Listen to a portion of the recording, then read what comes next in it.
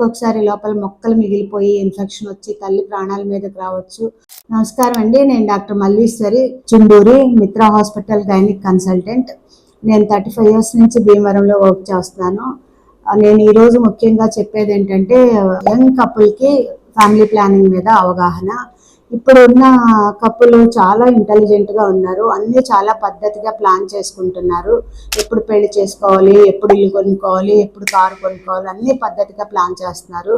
అలాగే ఎప్పుడు పిల్లలు కనాలి అనేది కూడా ప్లాన్ చేస్తున్నారు. కాకపోతే ఆ ప్లానింగ్ చేసి వదిలేస్తున్నారు, దానికి కావాల్సిన ప్రికాషన్స్ తీసుకోవటం లేదు.